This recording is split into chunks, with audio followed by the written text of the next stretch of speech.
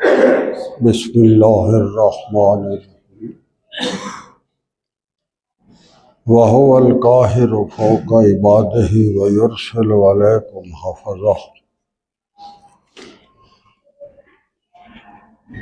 حَتَّى إِذَا جَاءَ أَحَدَكُمُ الْمَوْتُ تَوَفَّتْهُ رُسُلُنَا وَهُمْ لَا يُفَرِّطُونَ ثُمَّ رُدُّوا إِلَى اللَّهِ مَوْلَاهُمُ الْحَقِّ أَلَا لَهُ الْحُكْمُ وَهُوَ أَسْرَعُ الْحَاسِبِينَ اللهم سبحانك لا علم لنا إلا ما علمتنا إنك أنت العليم الحكيم رب اشرح لي صدري ويسر لي أمري واحلل عقدة من لساني يفقهوا قولي رب زدني علما یا رب صلی وسلم دائما ابدا علی حبیبک خیر الخلق کلہم۔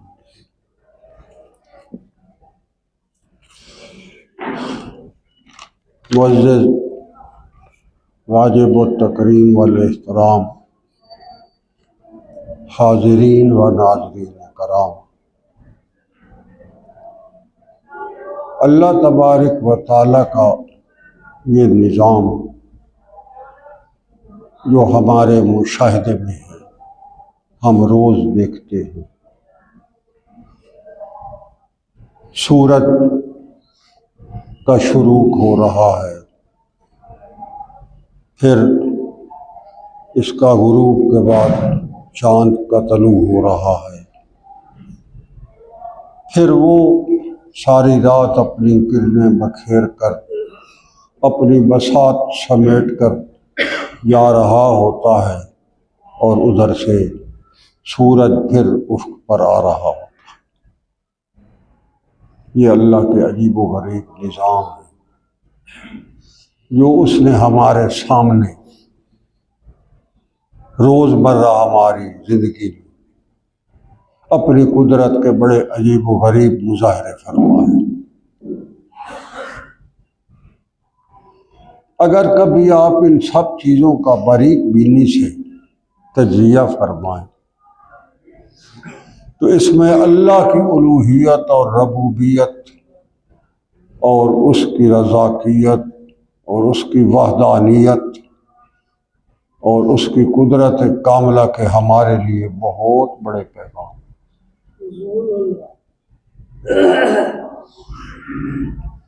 خود انسان جو ہے اس کے اندر اللہ نے کتنے نظام چلائے اور کتنے عجیب و غریب طریقے سے اس نے انسان کو بنا کر اس جہان میں لا کر یہ ساری نعمتیں عطا فرما کر اور پھر اپنی ذات کا تعارف اس کے سامنے رکھا۔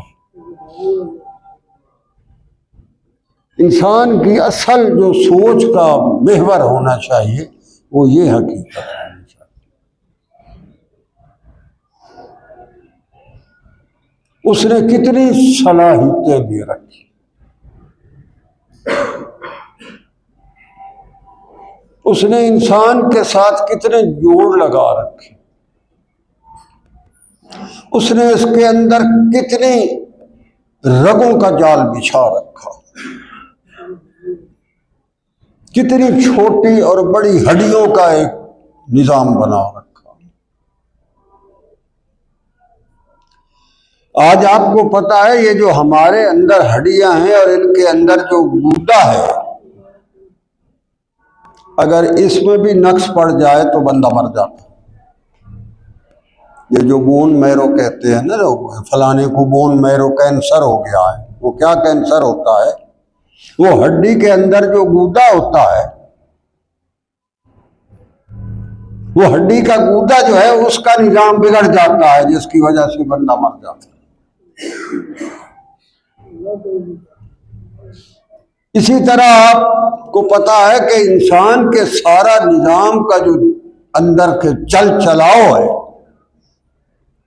وہ صرف ہوا کے آنے اور نہ جانے پر موقوف ہے۔ اگر یہ سانس لینے کے لیے ہوا 2 منٹ بھی اگر انسان کے اندر نہ جائے تو انسان چلا جائے گا۔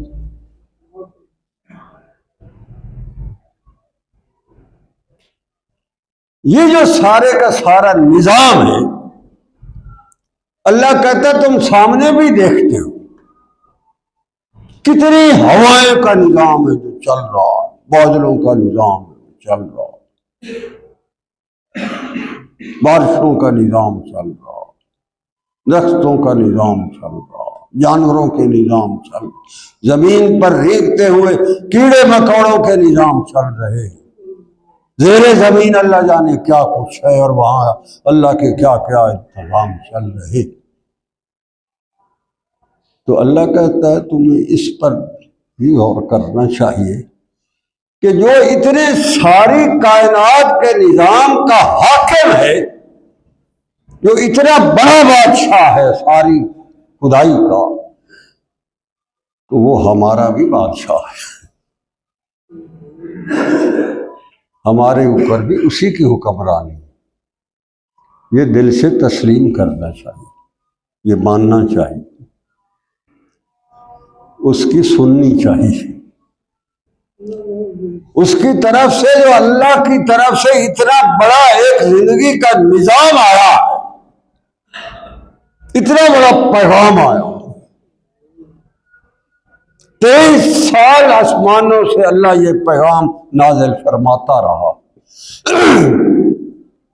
سدرۃ المنتہا سے لے کر قلب اثر محمد رسول اللہ صلی اللہ علیہ وآلہ وسلم تک فرشتوں کی جماعت کا سب سے مضبوط ترین فرشتہ آسمانوں سے آپ صلی اللہ علیہ وآلہ وسلم پر نازل فرماتا رہا ہے۔ تو کوئی اس پر بھی دھیان دیا کر، یہ بھی کوئی چیز ہے۔ علماء فرماتے ہیں 23 سالوں میں جبرائیل امین نے 26,000 پھیرے مارے ہیں آسمانوں سے لے کر محمد رسول اللہ تک، 26,000 دفعہ وہ یہ پیغام لایا۔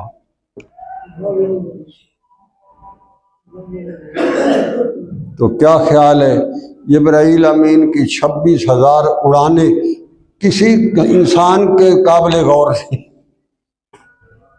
نہیں دیکھنا چاہیے کہ اللہ کیا کہہ رہا ہے، کیا پیغام دے رہا ہے، ہم سے وہ کیا چاہتا ہے، اور جب اس کا امر آتا ہے تو پھر کیا ہو جاتا ہے۔ ہماری سارا دن کی سوچوں کا آپ دیکھیں، فلانا کاروبار یہ ہو گیا، اس کو یہ کریں گے تو وہ یہ ہو جائے گا، فلانا بزنس یہ، فلانا بات یہ، فلانی نوکری یہ، فلانا کھیت یہ، اسی میں سارا دن کھپ جاتا ہے۔ کبھی ہم نے دیکھا کہ اوپر بھی کوئی ذات ہے، اس نے بھی تو کوئی پیغام بھیجا ہے، اس نے بھی تو کوئی کلام دیا ہے، اس کی ذات کی طرف سے بھی تو ایک ایسی ہستی اللہ نے مبعوث فرمائی ہے جس کی قسمیں وہ خود کھاتا ہے۔ اللہ نے کسی انسان کی، کسی نبی کی قسم نہیں کھائی، اور اگر کھائی ہے تو صرف محمد رسول اللہ لام رک۔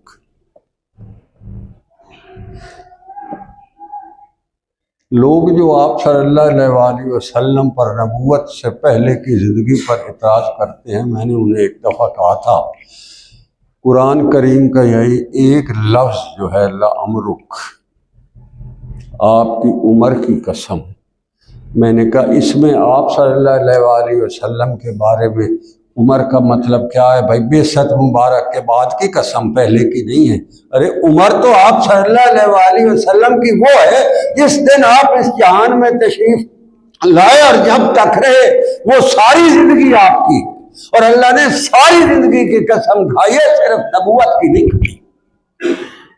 اس کا مطلب ہے جس طرح نبوت کے بعد آپ کی زندگی ایک عظیم الشان گناہوں سے معصوم اور پاکیزہ زندگی تھی، اسی طرح نبوت سے پہلے بھی پاکیزہ زندگی تھی، اس لیے اللہ نے ساری زندگی کی قسم کھائی۔ تو یہ جو پیغام اس ہستی پر اترا ہے یہ معمولی چیز ہے، اس پر دھیان نہیں دینا چاہیے، اس کی نہیں سننی چاہیے، اس پر عمل نہیں کرنا چاہیے، اس کو زندگی کا اوڑھنا بچھونا نہیں بنانا چاہیے۔ آج سارے دن کی آپ ہماری مصروفیات ہم دیکھ لیں، ہم کہاں کہاں کیا کیا کرتے پھر رہے اور یہ کرتے چلے جائیں گے حتیٰ کہ اس جہان سے جانے کا حکم آ جائے گا اور پھر اگلے جہان سارے پچھتاتے پھر رہیں گے۔ کیا اس سے بہتر نہیں ہے کہ ساری اپنی مصروفیات کو روک کر جب ہم صبح کا آغاز کریں تو اللہ کے پاک نام سے ایسا کرے اس کی ذات سارا دن کاروبار میں، ہمارے دفتر میں، ہمارے کھیت میں ہمارے ساتھ رہے، اللہ کا یہ حکم نامہ ہمارے سامنے رہے، اور جب یہ زندگی ختم ہو اللہ کے حضور جائے تو یہ اللہ کا قرآن ہمارا سفارشی بن کر میدان عمل میں کھڑا ہو۔ زندگی تو یہ تھی۔ وہ کہتا ہے میری پورے جہان پر قدرت ہے، میرا قبضہ ہے، یہ جہان میں نے بنایا اور تمہیں بھی میں نے بنایا، اور جیسے سارے چاند اور زمین اور آسمان اور ستارے اور سورج اور پہاڑ اور درخت اور آسمانوں کی ساری دنیا اور زمین کی دنیا، زمین سے نیچے کی دنیا، کہتا ہے جس طرح میرا اس پر سارا قبضہ ہے تم پر بھی اسی طرح قبضہ۔ کہتا ہے وَهُوَ الْقَاهِرُ فَوْقَ عِبَادِهِ، بندوق پر بھی میرا اسی طرح قبضہ ہے جس طرح باقی ساری چیزوں پر قبضہ ہے۔ یہ تم سوچ لینا، یہ جو میں نے تمہیں رعایتیں دے رکھی ہے، تمہیں اس جہان کی رنگینیاں اور رہنائیاں عطا کر رکھی ہیں، تیرے اندر ہم نے اتنی صلاحیتیں بھر رکھی، تجھے ہم نے عجیب و غریب اس جہان میں رہنے کے خوبصورت نظام عطا کر رکھے۔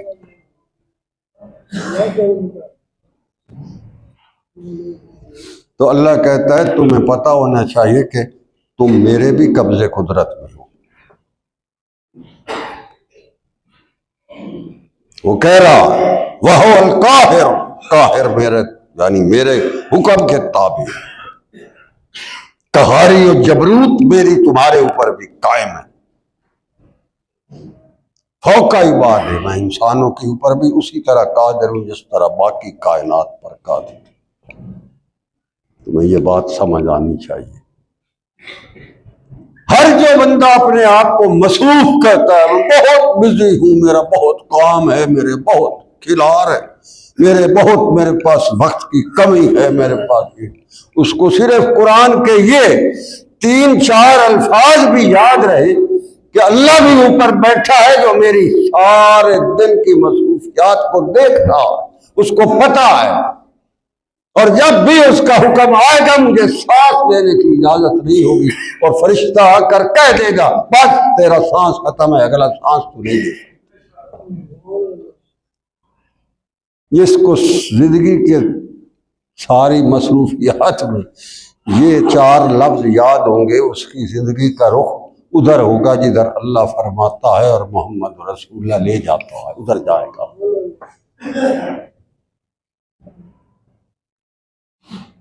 وہ کہتا ہے میں تمہاری حفاظت کرتا رہتا ہوں، فرشتوں کا نظام مقرر ہے،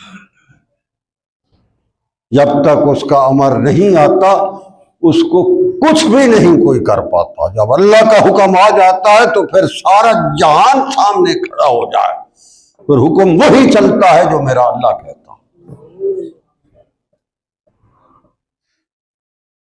جب وہ کہتا ہے میری طرف سے حکم آ جاتا ہے تو پھر کوئی سرتابی نہیں کر پاتا، پھر اسے ماننا پڑتا ہے، میری بات سننی پڑتی۔ تو عقل مند بندہ وہ ہے جو اب اللہ کی بات سنے، اب اس کی بات مانے، اب اس کے حکم پر چلے۔ یہ یاد دہانی اللہ یہاں کروا رہا۔ یہ سورت انعام ہے، مکی سورت ہے۔ انعام کا مطلب جانور ہوتا ہے۔ یہ وہ صورت ہے جو قرآن کریم کی سب سے بڑی وحی ہے، 20 رکوع ہیں اس، کم از کم ایک سپارے 7ویں سپارے سے شروع ہوتی ہے، 8ویں سپارے کے دوسرے پاؤ تک جاتی ہے۔ یہ ایک ہی دفعہ اتری، سب سے لمبی وحی۔ اور یہ مکہ میں جب قریش عرب اسلام کے آگے رکاوٹ بن کر کھڑے ہوئے تھے، آپ صلی اللہ علیہ وآلہ وسلم کے ساتھ دشمنی کی اس حد تک نکل گئے تھے کہ آپ کو مکے کی بستی سے نکال کر چراگاہوں کے اندر رہنے پر مجبور کر دیا تھا۔ 3 سال آپ صلی اللہ علیہ وآلہ وسلم اپنے خدام کے ساتھ شیب ابی طالب میں رہے ہیں، جہاں ان کے جانور چرتے تھے وہیں محمد رسول اللہ بھی رہتے تھے۔ بستی، انسانوں کی بستی میں آنے کی اجازت نہیں تھی۔ قریش کا یہ روپ اور دبدبا تھا۔ وہ کہہ رہا ہے وَهُوَ الْقَاهِرُ فَوْقَ عِبَادِهِ، میں تم پر قادر ہوں، پھر وہی اللہ ہے، وہی محمد رسول اللہ ہے، وہی مکہ کی بستی ہے، وہی بلال حبشی ہے۔ بیت اللہ کی چھت پر وہ کھڑا ہے اور اللہ اکبر کے نعرے لگا رہا۔ آپ صلی اللہ علیہ وآلہ وسلم بیت اللہ کے دروازے کے سامنے کھڑے، اور یہ بڑے بڑے قریش جو ہیں یہ سر جھکائے محمد رسول اللہ کے سامنے رحم کی طلب کی نگاہ سے دیکھ کر آپ سے رحم کی اپیل کرتے ہوئے نظر آ رہا۔ تو کہتا ہے میں کرنا چاہوں تو میں کر سکتا ہوں، ذرا میری سن کے چلنا، یہاں مان کے چلنا۔ یہاں وَهُوَ الْقَاهِرُ فَوْقَ عِبَادِهِ وَيُرْسِلُ عَلَيْكُمْ حَفَظًا۔ یہ جو تم یہاں بڑے اپنے آپ کو مضبوط سمجھتے ہو، تیری مضبوطی کے پیچھے میری قدرت کاملہ ہے، میں تجھے اس جہان میں لیے پھر رہا، میرے فرشتے جو ہیں وہ تیری حفاظت کر رہے۔ علماء فرماتے ہیں کہ ہر انسان کے ساتھ اس جہان میں اس کی زندگی گزارنے کے لیے ایک فرشتوں کی پوری جماعت ہوتی ہے۔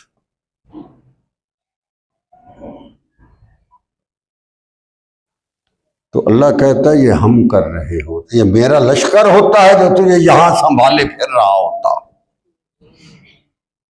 اگر میں نہ چاہوں تو تو سانس لینے پر بھی قادر رہے، تو اپنی آنکھ کو جھپکنے پر بھی قادر رہے۔ آپ نے دیکھا ایک وقت ایسا آ جاتا ہے انسان بے سود پڑا ہوتا ہے، وہ آنکھ نہیں جھپک سکتا، اس کی آنکھ کی پتلیوں پر بھی دوسرا بندہ ہاتھ رکھ کر اس کی آنکھ بند کرتا، وہ خود نہیں کر سکتا۔ یہ وقت آتا ہے نا، ہم نے دیکھا۔ تو کہتا ہے یہ وقت بھی یاد رکھ لینا سر، تمہیں اب تو میری بات سننے میں، اس میرے پیغام کے اوپر عمل کرنے میں، اس کے اوپر غور کرنے میں تیرے پاس مصروفیت نہیں ہے، ٹائم نہیں۔ تو پھر جب یہ وقت آئے گا یہ بھی یاد رکھ لینا، یہ آ جائے گا تم پر، ہر ایک پر آتا ہے، ہمارے سامنے آتا ہے، ہم اپنے آنکھوں کے سامنے دیکھتے، اس کے پاؤں کی پڑلیاں ہم جوڑ رہے ہوتے ہیں کہ کہیں وہ پھر ادھر نہ ہو جائے، اس کے اوپر ہم دھاگے باندھ رہے ہوتے ہیں، ہم اس کی آنکھوں کو خود ہاتھ کے ذریعے جو ہے بند کر رہے ہوتے ہیں۔ وہ کہتا ہے جب یہ ہمارا تمہارے اوپر آتا ہے تیری ساری مصروفیتیں ختم ہو جاتی، تیری ساری فن خانیاں ادھر ادھر ہو جاتی۔ تیری عقل کا تقاضا یہ تھا کہ تو اس جہان میں جب رہتا میرے سارے انعامات کو تو استعمال کرتا۔ سردیوں میں ہم کہتے ہیں جی اندر بڑی ٹھنڈ ہے، ذرا باہر دھوپ پہ جھل کے بیٹھے، ارے یہ دھوپ کس نے بنائی؟ سورج تیرے حکم سے دھوپیں لاتا ہے، چاند تیری مرضی سے روشنیاں بکھیرتا ہے، یا پیچھے سے اس کا حکم ہوتا؟ تو کہتا میں جیسے اس چیز پر قادر ہوں، میں اسی طرح تیرے اوپر بھی پوری طرح قادر ہوں، یہ تجھے یاد ہونا ہے۔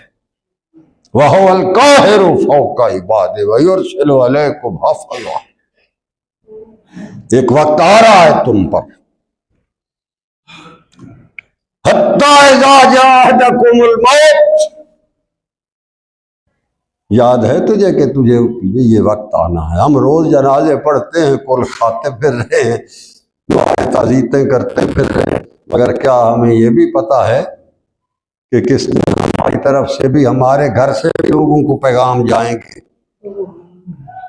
ہمارا سنے ابھی جائے گا لوگوں کو، جیسے لوگوں کے ہمارے پاس آتے ہیں نا، کسی دن ہمارے پیغام بھی جا رہا ہوگا کہ بندہ ختم ہے، آ جاؤ اتنے بجے فلاں جگہ پر جنازہ ہے۔ اور جب بندہ اس حالت میں ہوتا ہے تو لوگ نام نہیں لیتے، وہ کہتے ہیں جی میت لے آؤ۔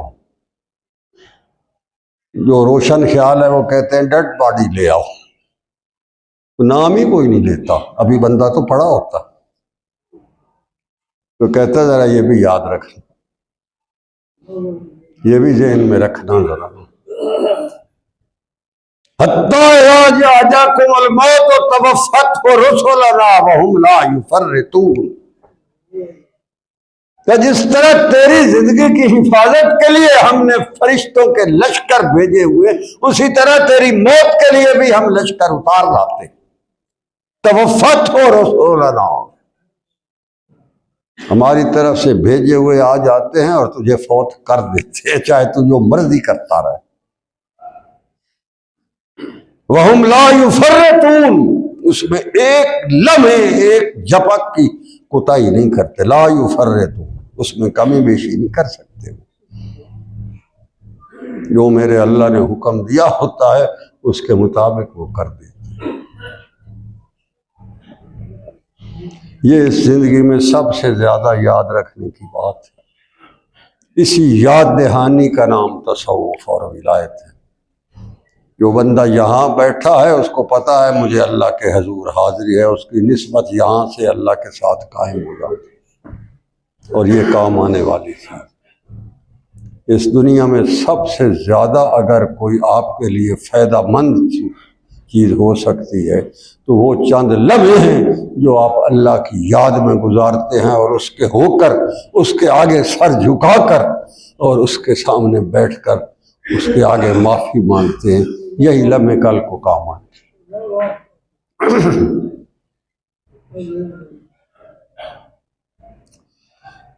یہ آکڑ خانیاں کیا ہیں، ان کی کیا حیثیت، کیا وقت ہے اس کی، یہ اللہ کو پسند نہیں، اللہ کو آج بھی پسند ہے۔ ایک واقعہ آپ کو عرض کروں، صوفیاء کے بڑے عظیم الشان واقعات ہوتے۔ حضرت بایزید بستامی فرماتے ہیں، ان کی سیرت میں لکھا ہوا، کتابوں میں موجود ہے، حوالے بھی موجود ہیں۔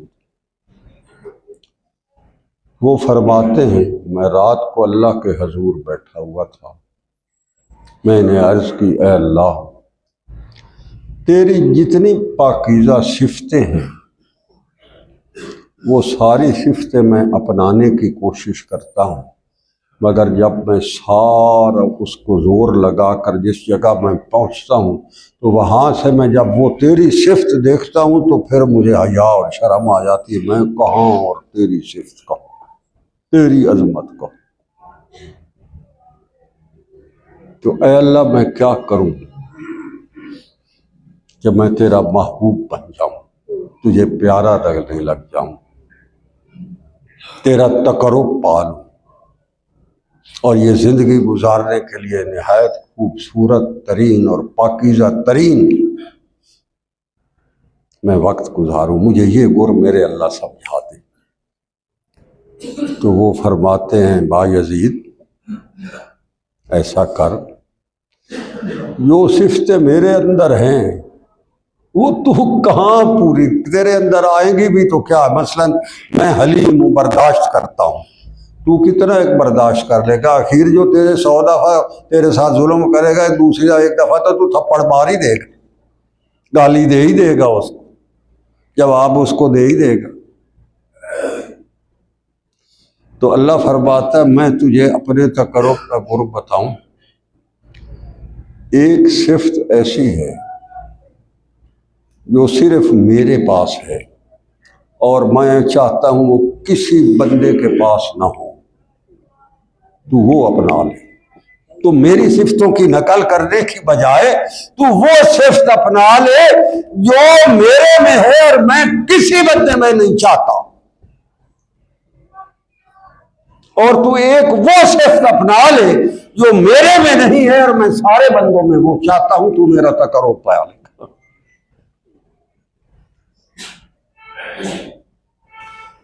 تو وہ عرض کرنے لگے اللہ کی ذات تیری حکمتیں تو اپنی جگہ ہے، پر کون سی ایسی صفت ہے جو تو اپنے اندر چاہتا ہے اور دوسرے کے لیے نہیں چاہتا؟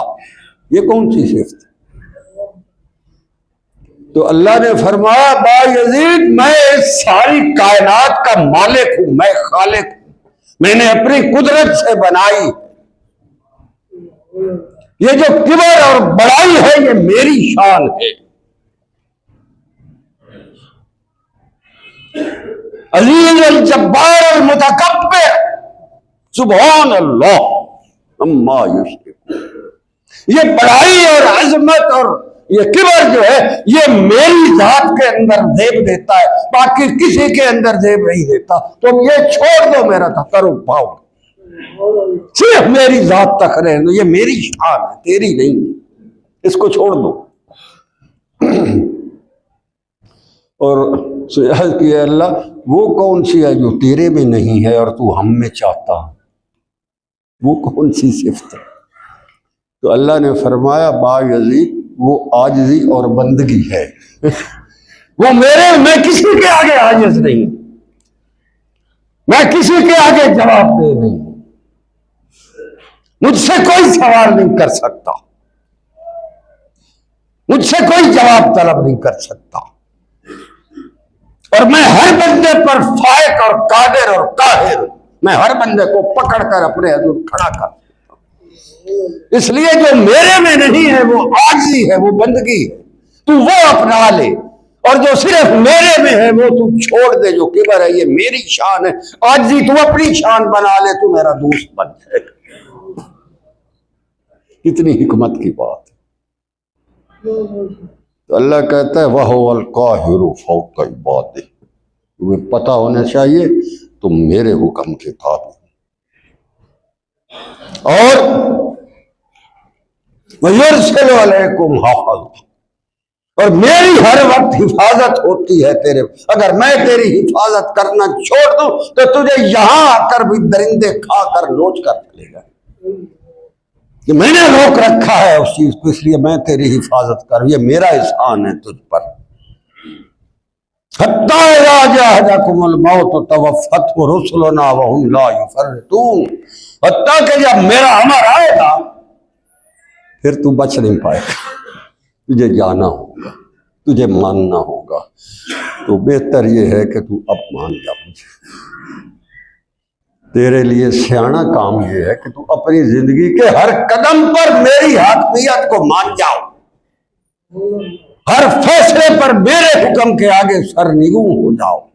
جیسا کہ آپ صلی اللہ علیہ وآلہ وسلم فرمایا کرتے تھے اے اللہ ہم نے اپنی گردنیں تیرے آگے ڈال دی، گردنیں ڈال دو اللہ کے آگے، جو وہ کہتا ہے وہی حق ہے وہی کرو، جس سے منع کرتا ہے اس سے آگے عاجزی کرو۔ کبر اس کی شان ہے، اور عاجزی اور بندگی جو ہے یہ تیرا وصف ہے۔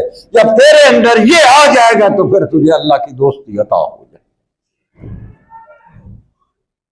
ورنہ وہ کہتا ہے وقت تو آ رہا ہے حَتَّىٰ إِذَا جَاءَ أَحَدَكُمُ الْمَوْتُ تَوَفَّتْهُ رُسُلُنَا، میرے جو بھیجے ہوئے جب آتے ہیں تو وہ پھر تجھے لے جاتے ہیں، پھر تو ادھر ادھر نہیں ہو سکتا۔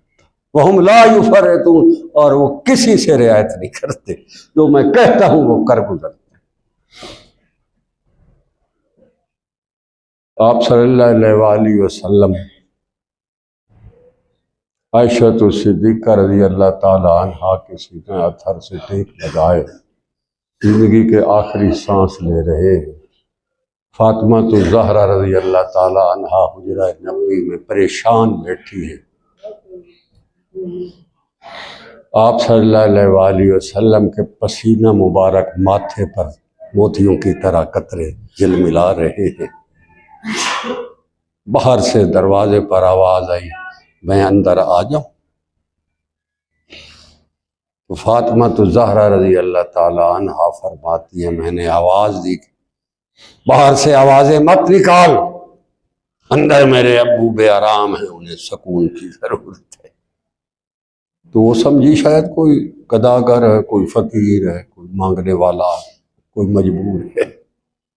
تو آپ صلی اللہ علیہ وآلہ وسلم نے ایسے آنکھ بھر کر اپنی بیٹی کو دیکھا تو ارشاد فرمایا بیٹا یہ جو باہر کھڑا اجازت مانگ رہا ہے نا، یہ جب آتا ہے تو کسی سے اجازت مانگ کر نہیں آتا، بس چلا آتا ہے۔ یہ تیرے ابو کا در ہے جہاں وہ بھی ہاتھ باندھے کھڑا اجازت مانگ رہا ہے، اس کو آنے دو، یہ جب عزرائیل آ رہا ہے، آنے دو اس کو۔ تو آپ صلی اللہ علیہ وسلم پر بھی اللہ نے فرمایا میرا امر آیا، وَهُمْ لَا يُفَرِّطُونَ۔ آقا عرض کی اللہ کے رسول صلی اللہ علیہ وسلم، اللہ نے سلام بھیجا ہے آپ کو اور اختیار دیا ہے، آپ اس جہان میں رہنا چاہتے ہیں تو مجھے اللہ نے حکم دیا ہے میرے محمد صلی اللہ علیہ وسلم کو کہ آپ رہ لیں، اور اگر ہمارے پاس آنا چاہتے ہیں تو میں حاضر ہوں۔ تو آپ صلی اللہ علیہ وآلہ وسلم نے فرمایا میں اپنے دوست کے پاس جانا چاہتا ہوں، یہاں نہیں رہنا چاہتا ہوں۔ حدیث مبارک۔ آپ صلی اللہ علیہ وآلہ وسلم نے عرش کے مکین کی طرف دیکھا، زبان مطہر سے کلمہ شہادت بلند فرمایا اور یہ انگلیوں سے اوپر اٹھائی۔ عائشہ صدیقہ رضی اللہ عنہا فرماتی ہیں آپ کے آخری لفظ تھے الی رفیق الاعلیٰ، اس دوست اعلیٰ کی طرف۔ آپ نے یہ فرمایا، آپ کی انگلی مبارک آپ کے سینے پر آ گئی، مجھے سمجھ آ گئی، سانس رک گئی۔ اللہ کہتا ہے یہ ہوگا، اگر میرے محمد صلی اللہ علیہ وسلم کے ساتھ ہوا ہے تو تو کیا ہے، تیری حیثیت کیا؟ ثم ردوا الی اللہ مولاہم الحق، تمہیں اس حق ذات کی طرف آنا پڑے گا، اس کے سامنے کھڑا ہونا پڑے گا، اس کے آگے فردن فردن آنا پڑے گا، اکیلے اکیلے، جیسے یہاں اکیلے اکیلے آئے ہو وہیں بھی اکیلا اکیلا اس کے سامنے کھڑا ہونا پڑے گا، ہر صورت ہونا پڑے گا۔ مولاہم الحق، تمہارا حق مولا وہی ہے جو اس سے تمہیں پیدا کیا، باقی سارے بکواسات اور خرافات ہیں۔ ارے تیرے لیڈروں کے نعروں کے پیچھے تم اپنے آپ کو گماتے اور تباہ کرتے پھر رہے ہو، یہ تو وہاں خود مجرموں کو کٹہرے میں کھڑے ہوں گے، تیری کیا سن؟ اللہ کہتا ہے الی اللہ ثم ردوا الی اللہ مولاہم الحق، حق مولا تمہارا وہ ہے جس کے آگے تمہیں آ کر کھڑا ہو کر جواب دینا چاہیے۔ کہتا ہے الا لہ الحکم، فرمایا حکم میرا ہی چل رہا ہے، یہاں اپنے اوپر اللہ کے حکم چلنے دو۔ محمد رسول اللہ صلی اللہ علیہ وآلہ وسلم کی سنت خیر الانام کو سر کا تاج بناؤ، یہ ہار اپنے گلے میں ڈالو، کل کو وہ ہستی دور سے پہچان جائے گی کہ کوئی ہماری نسبت کا، ہمارا امت کا کوئی بندہ آ رہا ہے، اور اس جیسی ساری کچھ بناؤ اپنے آپ کو، سنت خیر الانام کا تاج سر پہ سجاؤ، مزہ آئے گا یہاں بھی، قبر میں بھی، آخرت میں بھی، حشر کے دن بھی۔ آپ اندازہ کریں جب اللہ کے حضور حاضری ہوگی تو سامنے عرش پر وہ موجود ہوگا، مقام محمود پر محمد رسول اللہ جلوہ افروز ہوں گے، اور جب تیرے نام کی آواز پڑے گی تو تم فردن فردن جا کر اس کے حضور کھڑا ہوگا، وہاں بات ہوگی۔ تو اللہ کہتا ہے الا لہ الحکم، وہاں سب میرا حکم ہے، یہاں بھی میرا حکم مان لو، اچھے رہو، فائدے میں رہو۔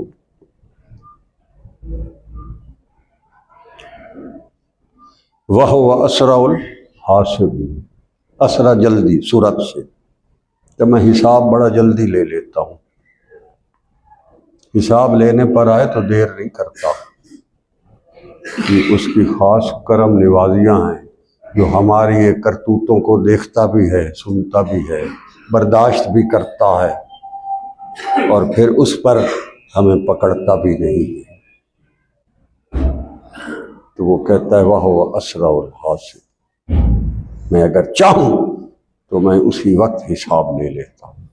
اگر وہ یہاں حساب لینے پر آتا ہے تو پھر ایسا اس کا عجیب قدرت ہوتی ہے، کچھ سمجھ نہیں آنے۔ موسیٰ علیہ السلام کا لشکر جب چلا ہے رات کو اور فرعون کو پتہ چلا تو 70,000 گھوڑ سوار فوج لے کر پیچھے چلا۔ جب صبح کے آثار نمودار ہوئے، دیکھا پیچھے سے فرعون گھوڑ سوار فوج پر چڑھا آ رہا ہے، آگے دریا۔ تو اللہ کہتا ہے جس کی ہم حفاظت کرتے ہیں وَيُرْسِلُ عَلَيْكُمْ حَفَظًا، اب کیا ہوگا؟ آگے دریا ہے، پیچھے لشکر۔ تو انہوں نے موسیٰ علیہ السلام کی طرف دیکھا کہ مدرکون، مروا دیا نا ہمیں اخیر۔ یہ اسرائیلی جو ہے نا، بنی اسرائیل کی یہ ذہنیت ہے، اپنے اولو العزم رسول کو کہہ رہے ہیں مروا دیا۔ تو انہوں نے کہا میرا اللہ میرے ساتھ ہے۔ اب بھلا کبھی سمندر جو ہیں وہ بھی اس طرح راستے ہوئے ہیں؟ کبھی اس سے پہلے کبھی تاریخ میں ایسا ہوا تھا؟ اب کبھی ہوا ہے اس کے بعد؟ اللہ نے فرمایا میرے موسیٰ یہ جو تیرے ہاتھ میں ڈنڈا ہے یہ مار دریا کے اوپر، ہم دریا کو حکم دے دیں گے تیرے بندے گزر جائیں گے۔ وَإِذْ فَرَقْنَا بِكُمُ الْبَحْرَ فَأَنْجَيْنَاكُمْ، ہم نے بچایا اپنے موسیٰ کو نجات۔ اور پھر وہی دریا ہے، جب فرعونی لشکر آیا ہے تو اللہ نے فرمایا ہے دریا برابر۔ کتنی دیر لگی، کتنی دیر لگی؟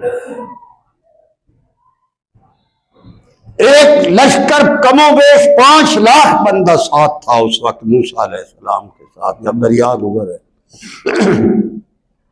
5 لاکھ بندہ جو ہے وہ دوسرے کنارے پر پہنچا ہے، اور اس کا لشکر گھوڑ سوار فوج سمیت وہ اندر داخل ہوا ہے۔ وہ اندر داخل ہوا ہے تو دریا مل گیا ہے۔ جب موسیٰ علیہ السلام کا آیا ہے تو دریا پھٹ گیا۔ اللہ کہتا ہے ہم اس پر قادر ہیں، ہم کر سکتے ہیں، یہ ہم نے کیا۔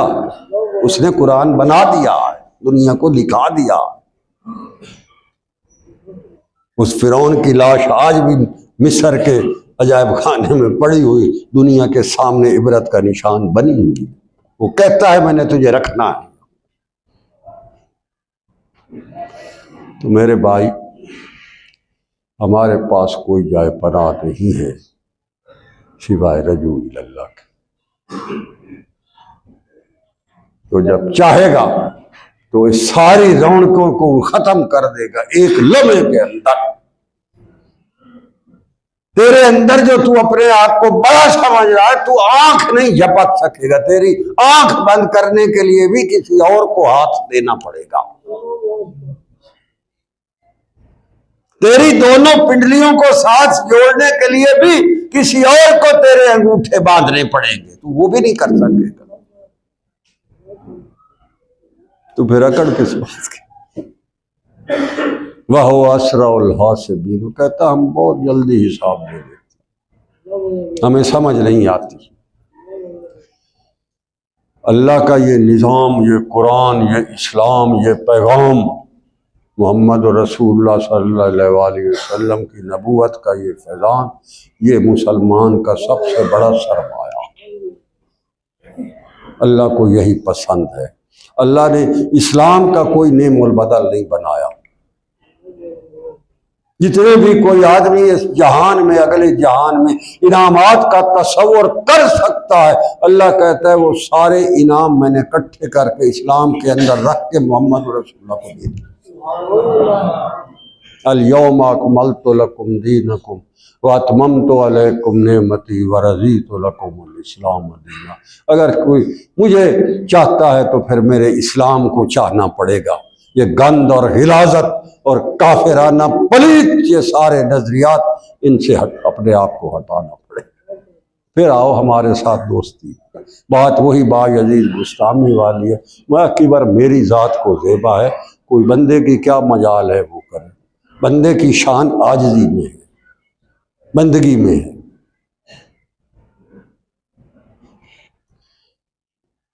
تو بھائی اسلام حقیقت ہے، یہ زندگی گزارنے کی اساس ہے، یہ افسانہ نہیں ہے۔